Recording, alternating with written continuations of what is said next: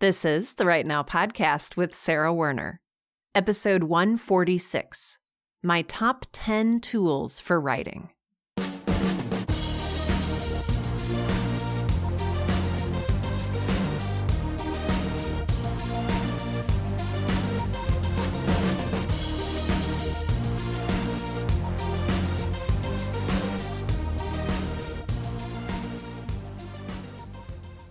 Welcome to Right Now, the podcast that helps all writers, aspiring professional and otherwise, to find the time, energy, and courage you need to pursue your passion and write.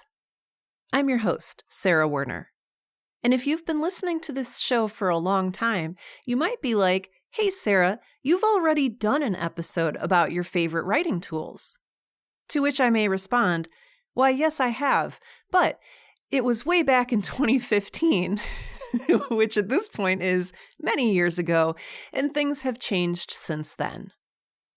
I know I've expressed a little bit of anxiety here before about repeating myself or retreading things that I've already said, but I think that the change is significant enough that it warrants, yes, an entire new episode. So I'm really excited to share this with you today. I've been refining my process, since before I started this podcast back in 2014, 15, whenever. That's one of those things that I should just know. And I have found a lot of things that work and a lot of things that don't work.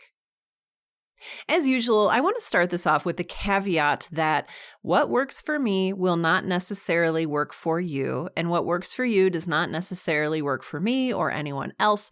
So please keep anything I say in this episode in your mind as a possibility and not necessarily prescriptive or a guarantee that if you adopt my 10 favorite tools for writing, you will suddenly become the writer you've always dreamed of being. Tools can't do that. Only you can do that. But tools can help. And if you take away even just one of these 10 tools that I'm going to talk about today, then I've done a pretty okay job. The first tool on my personal list is a journal. And I know that the second I say the word journal, I'm going to turn a lot of people off. There are a lot of divisive topics among us writers, or is it we writers? From plotting versus pantsing to how we get paid, to, perhaps surprisingly, the practice of journaling. I discussed my own practice of daily journaling back in episode 102 called Daily Journaling, which I recorded back in 2020. And since then, I've noticed a really interesting response from other writers, no matter what stage of writing they're at, when I talk about a journaling practice. Every once in a while, I'll come across a writer who really enjoys journaling or who has read The Artist's Way by Julia Cameron and has started doing the practice of morning pages and found value in those. But the majority of writers I talk to, and maybe this is just maybe I'm just friends with a lot of outlier fringe writers, but the writers that I talk to, their hackles get raised when I talk about journaling. They'll say, oh, journaling's not for me, or I've tried journaling, or I've tried keeping a journal and it just didn't work. And then there's folks who get aggressive about it. Talking about a journaling practice shuts them down and they're just done. So I want to say right off the bat, journaling is not for everyone, and that's okay. It might not be for you. And you might have some very deep-seated issues with the practice of journaling. I know a very common argument is, I don't have enough time in my day to work on my passion project, whether that's a memoir or a piece of fiction, a set of poems. Why would I set aside time in the morning or whenever to write words that do not go into my total word count for my passion project? And it's a great argument. If you're the type of writer who is living a creative life where you have maximum 30 minutes a day to yourself to write, you might not want to use those 30 minutes writing in your journal. it might not be the best or most effective use of your creative time. I think a lot of the pushback to journaling comes from an interaction with a sort of finger-wagging mentor or teacher at some point along the way who has said, well, if you want to be a good writer, you have to journal. Or worse, if you want to be a writer, you should journal. Journaling is also not very often defined. And I know when I started journaling, I really didn't know what I was doing 100%. And so I would essentially do like, Dear Diary, yesterday I did this. Today I'm doing this. And it did not feel helpful. And I did not see any benefit in this practice. If you reference Julia Cameron's book, The Artist's Way, which has a sort of different spin on the art of journaling, where you sit down every morning and you just take all of the thoughts and subconscious worries and anxieties and hopes, and you just put them down on the page to get them out of your brain, sort of purge them onto the page so that you can move forward into your writing with clarity, and so that you can look back at any insights that you've had or struggles that you've had for future inspiration for your writing. There's not a right way or a wrong way to journal. And I think that's where some more maybe resentment or resistance to journaling comes from, is maybe a writer has been told in the past, oh, you're doing it wrong. There is no faster way to get me to stop doing something than to tell me I'm doing it wrong. I will just throw up my hands and say, fine, then you do it. Or I'll get defensive and say, hey, I am just trying my best. And I think that if you want to start a journaling practice and have it actually be effective, you need to understand what you want to get out of that journaling practice and what would make it valuable and worthwhile for you. It can be whatever you want it to be, and it can be whatever you need to be helpful. It can be those 3 full stream of consciousness morning pages that Julia Cameron recommends. It can be a half of 1 page. It can be a series of lists. It can be you just jotting down how you're feeling, or if you have a particular thought that's eating away at your brain and you need to explore it. You can journal every day. You can journal once a week. You can journal never, ever, ever. But if you're interested in journaling, I want you to find a way to journal in a way that serves you and that does not feel like it's taking away from your creative energy. And again, if you decide not to do it, that is completely fine. That is completely valid. Okay, I'm going to go on to the next tool right now because this episode's going to end up being like 2 hours long if I keep going at this pace. All right, second on my list is some sort of idea repository. For me, this takes the form of a little notebook that I carry around for each project that I'm working on. But for you, it could be a notebook, it could be an app, it could be even just some sticky notes.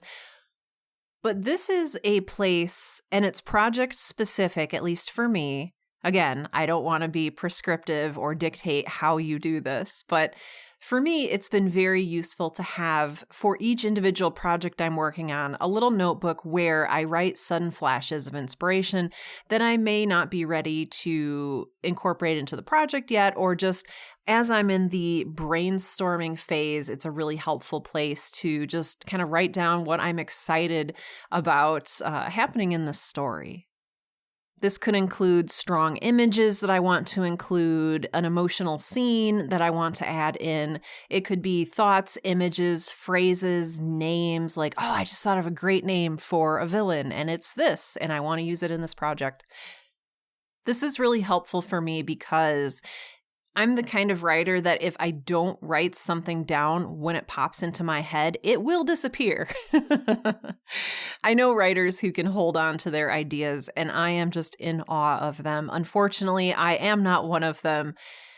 I need Well, at this point now, I've got my journal and an idea notebook. So I'm carrying around more than 2 notebooks because I've got my journal, but then I have a little idea notebook for each one of my projects. And so currently in my purse right now, I have my idea notebook for Girl in Space. I have an idea notebook for the sort of gentle horror audio drama that I'm sort of in the midst of like brainstorming and stewing on.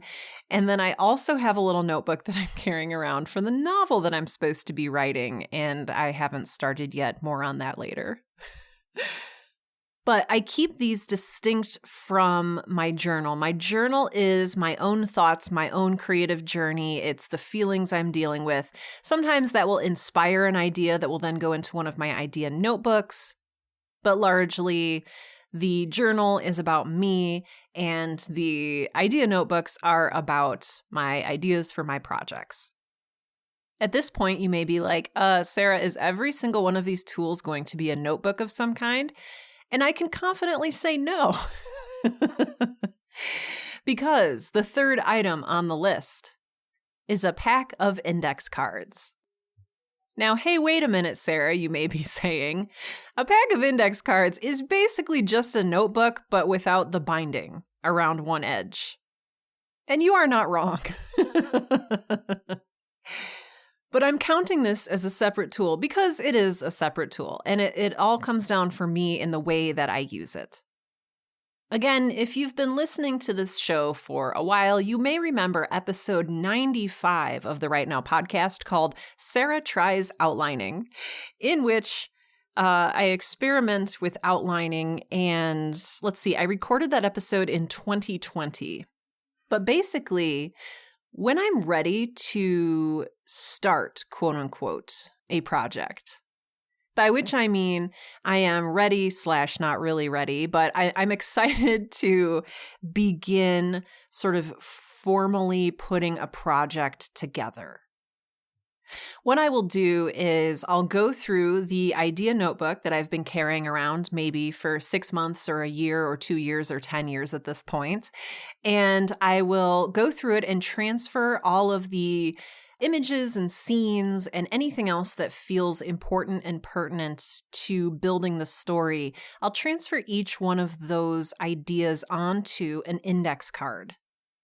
I feel like for me, this tool allows me to process the ideas in my idea notebook and sort of tangibly rearrange them, see how ideas fit together, see, does this scene feel right coming before this scene, or should I move it here?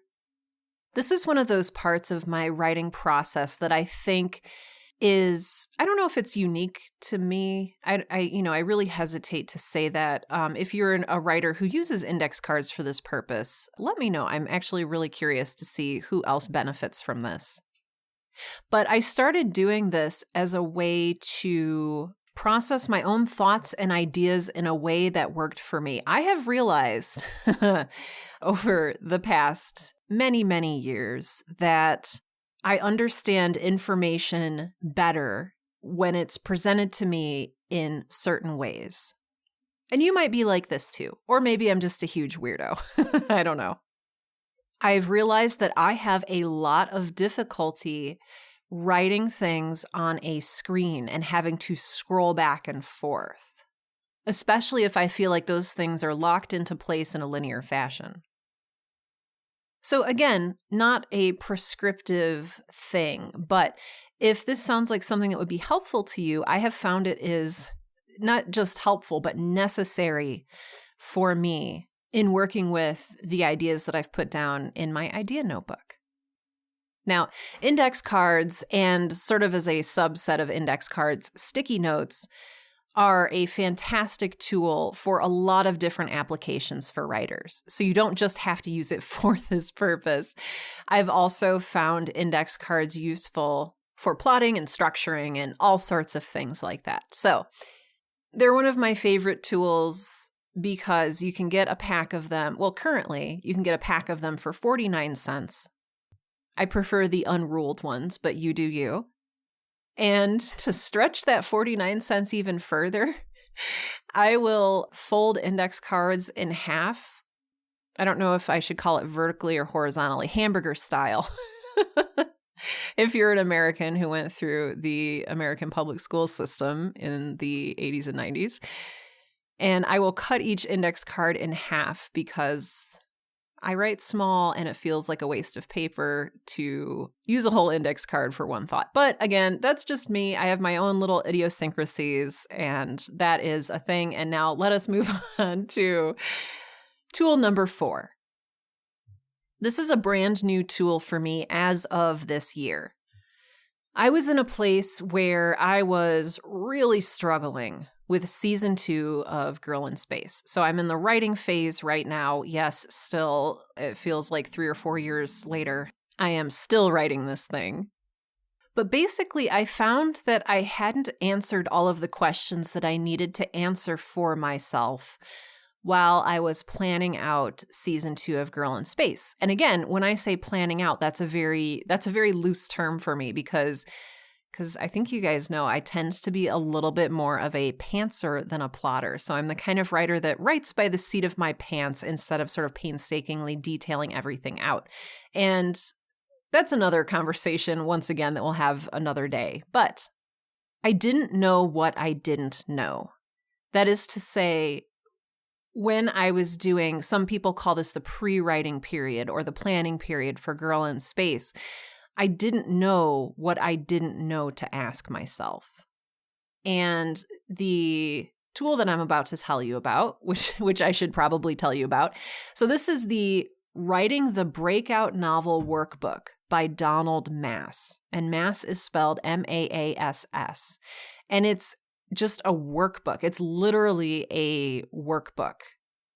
So are the first 4 recommended tools that I'm talking about today some sort of notebook and or stack of paper that you use to write things on? Yes. But for me, this workbook was extremely helpful. I think it's going for about $25 right now, just where I've seen it online. And yes, it's a little expensive, but for me, it was worth the investment.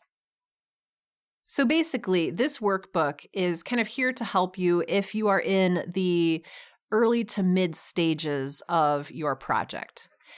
And I know it's called Writing the Breakout Novel, but I've been using it for writing audio dramas, and it has worked really, really well. Basically, it asks you to think about a bunch of things that you might not have thought about for your novel, / audio drama, / memoir, / whatever it is you're writing. So it's really here to help you refine and improve your current outline or rough draft or segment of a draft or whatever it is you're working from. And it sort of walks you through a series of questions that are designed to help you strengthen plot lines, increase tension, create more character depth, etc. So I have to admit, when I first opened it, I have a snob that lives in my brain, okay? And this snob rolled its eyes and it was like, oh my gosh, this is really basic. This is not going to help you. This workbook, has quotes in it from popular novels that maybe you don't think very highly of. But I had already spent the $25, and so I was going to use it and get my money's worth. And I'm really glad that I did that because it's one of those things that you sort of get out what you put into it. So I took it seriously. I answered the questions in essay form. I just went through and gave my all to answering these questions. And I honestly really enjoyed it. I completed the whole workbook. And basically, when I was done, I had an entire new stack of ideas on index cards and ways to strengthen my story and insights on where the plot could go and ways that characters' relationships could change and develop and grow. And it was just, yes, all the ideas come from your brain, but having something or someone to prompt and guide you through a series of questions, at least for me, was extremely valuable. So thank you to Kate Browning, who suggested this workbook to me. I then went ahead, I bought 2 more copies of the workbook for my next 2 projects because I want to do it again. If that is a big investment for you, I totally understand. You could probably get away with just buying one workbook and then doing all of the exercises in a notebook or in a journal or something so that you're not writing in the notebook and you can then reuse it for future projects. So just an idea there, but it really was valuable. And it does feel a little bit like a textbook, like a college workbook. It's not just a workbook. There's a lot of text, and I do suggest that you read all of the text, even if you don't think it is applicable to you, because again, I think I got out of it what I put into it. So I hope that you do too, if this is something that you decide you want to try. Okay. Tool number 5 is a loose conglomerate of items. Could I be more suspicious sounding? So basically, number 5 is a pen, loose leaf notebook paper, and a binder. You could also say a pen and a notebook, a pen and paper. For me, this is just what I use. This could be whatever you use. And here's the thing. And this is, once again, maybe its very own Right Now podcast episode topic. But time and frustration have both taught me that I write best when I write by hand. Do I like that? No. Does it take me a million years to write anything? Yes. But is it necessary for the way that my brain in particular works? Yes. I have discovered that I really need to tangibly feel each word out, to scrape it over the paper with ink or a pencil. And this works for me because when I'm typing, I get ahead of myself, important things get missed, and I end up doing double or triple or, even more of the work in rewriting. And I have to kill a lot more of my darlings in that process. So for me, handwriting on paper forces me to think about the words that I'm putting down and to make sure that they work and that they're really what I want. Kind of like I mentioned before with the index cards and the idea notebook, handwriting on paper also gives me the space that I need to create and also to spatially process my work. Like I said earlier, a computer screen is very frustrating and limiting for me, and scrolling around it just feels very, very trapping. I don't even know if that's a word or the right word to use there, but I'm using it. Unlike my desk and my floor where I can spread things out, move them around, they exist tangibly for me, and I just need that in order to write. So I know that this is not going to be a very popular one, but this is my list of the tools that I use to write. And so I would be remiss if I did not include the pen and notebook paper. And then once I'm done, I will put these pieces of notebook paper into a binder. I like the binder and loose leaf notebook paper method because unlike a spiral bound notebook, I can add pages in if I need to rewrite something, if I need to insert a new scene, I can reorder the pages, I can take them out and throw them away if I need to. And I feel like if I did that in a spiral bound notebook, I would end up tearing out pages and taping them in weird ways, and then you couldn't turn the pages of the notebook anymore. So, all right, that's number 5. Okay, I promise the next several do not involve paper. Okay? I promise. I know some of you are probably like, oh my gosh, Sarah, this does not work for me. But tool number 6, for me, it is really hard to focus. And by focusing, I mostly mean shutting out distraction. I'm one of those writers where I'll be sitting here writing and then a brain fog happens. Seriously, I have an out-of-body experience or I lose conscious thought or something. Next thing I know, I'm on my phone scrolling on Twitter. Or I'm looking out of the window counting the cars going by. Or I'm, daydreaming something, whatever. And, that's not necessarily bad.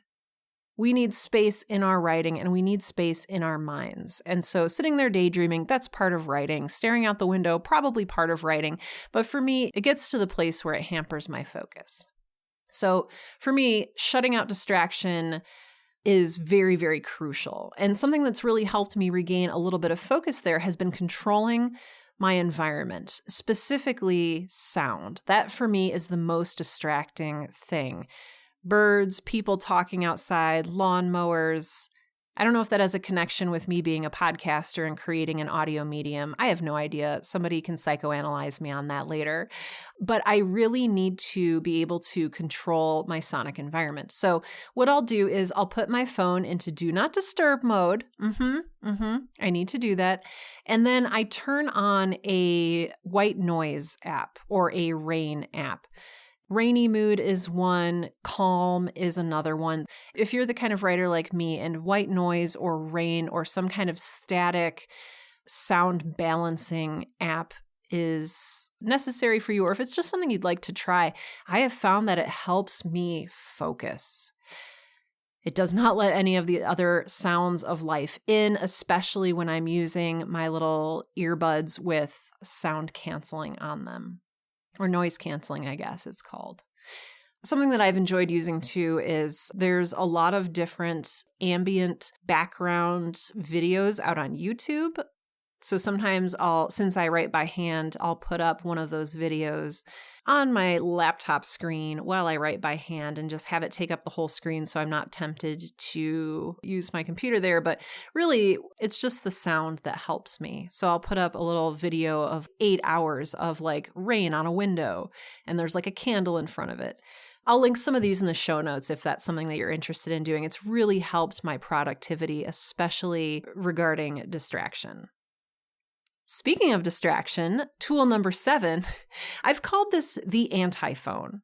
So basically, this tool is not using your phone. Okay, so my phone, for me, keeps my life on track. It's got my calendar, it's got my email, it's got my texts, it's, also a phone, believe it or not. My phone has everything on it, but that also means, like we just talked about, it's my number one source of distraction. It is the enemy of my focus. And I found that even when I'm using Do Not Disturb, I will still exit out of that brain fog I talked about earlier and just find myself on Twitter or checking Tumblr for updates or like texting someone that I haven't talked to in years. And I don't even remember picking the phone up, which is a little bit scary. So when this happens, I use the last remaining scrap of my willpower to turn on the Forest app. And so this is basically a Pomodoro timer. And we've talked a little bit before about the Pomodoro technique. So basically, Pomodoro is, I want to say it's Italian for tomato, because I know this makes zero sense if you're not familiar with this concept, but basically, I guess in Italy, they have like kitchen timers that look like tomatoes. And so the Pomodoro technique is you set a little tomato-shaped kitchen timer to 25 minutes and you focus on writing for those 25 minutes, and then you set it for 5 minutes and you take a break, and then you come back and you set it for 25 minutes and you focus hard on your work, and then you take another 5-minute break. This is called the Pomodoro technique, and no, you do not need specifically to use a tomato-shaped physical kitchen timer to do this. You can use the timer on your, well, I want to be very careful, the timer on your phone, but I also don't want you to have to pick up your phone and access your phone if it's a distraction for you. So for me, the Forest app basically uses the Pomodoro technique and has you set a timer. So for me, I do 30 minutes instead of 25, and then sometimes I write over that if I don't need a break yet. But what it does is it plants a little digital tree, and the tree is really, really cute. And if you end up using your phone and exiting the Forest app before the timer is up, the adorable little digital tree dies. And it's like... this is going to sound really silly, but like, I can't have that happen. I need these trees to live. Like the idea of killing a tiny, adorable digital cartoon tree in this app, it's like anathema. So the Forest app is basically responsible for the majority of my productive writing for the past 2 years. And it's literally the only thing, aside from me throwing my phone down the garbage disposal, that keeps me off of social media. It keeps me off of thousands of distractions that come with having a smartphone. This particular app was not free. So I think it was $3.99 or $4 or something like that when I first downloaded it a couple of years ago. For me, that was worth it, but there are also a ton of other Pomodoro apps and timers and stuff like that you can get for free. So yes. Number 7 is the anti-phone. So it's the thing that turns my phone into not a phone. All right, number 8, I want to talk about writing software. I know we've spent a lot of time on this episode already talking about how I write everything by hand, but when I am ready to edit or polish those handwritten rough drafts, I type them into a word processor. So this keeps the final draft looking professional, clean, and presentable. And depending on what kind of project it is, I'll use different programs. For prose projects like books and creative nonfiction pieces, I like to use Google Docs. So it's free, it's easy to use. You can access it on a number of devices, your phone, your computer, tablet, whatever. And it's also available on Mac, iOS, and or PC/Android. I also like that multiple people can access the document live at the same time, so that you don't have to always do a save as off of a Microsoft Word document and end up with 700,000 weird drafts with different parentheses numbers at the end. So that's for writing prose projects. When I'm writing for audio drama or TV, I like to use, and I don't know if it's pronounced Celtics or Celtics. The basketball team really screwed me up on this one, but it's spelled CELTX. It's a web-based program, so you have to have the internet up to use it, which I don't love because if the internet goes out, you can't access your work, and that's a little terrifying to me. I don't like to be reliant on the internet for that. Basically, with Celtics, there's also a paid version. If you want to keep using the free version, you just enter your email and hit sign up, and then periodically click continue using free version when it prompts you to. This program is similar to Final Draft, which I also have. Final Draft is kind of expensive. I want to say it's a couple $100. Like it's very expensive. But, you can also use it offline. It's an actual program for your computer. But basically, Celtics and Final Draft will allow you to quickly type and format your script properly, which it sounds very unnecessary, but it has saved so much time and effort for me that it really has been worth it. All right, number 9, Dropbox. So basically, I back everything up constantly. This comes from a sort of learned fear from losing projects due to a hard drive crash or a corrupted file or a disk that ended up getting corrupted, anything like that.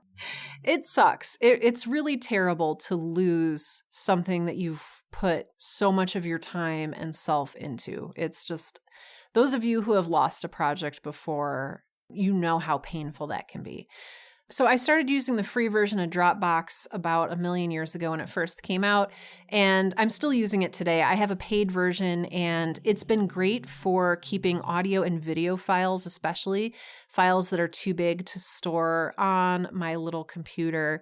I keep them just saved to Dropbox, and it has been fantastic. This is not an advertisement. Dropbox is not paying me to say this or endorse their service.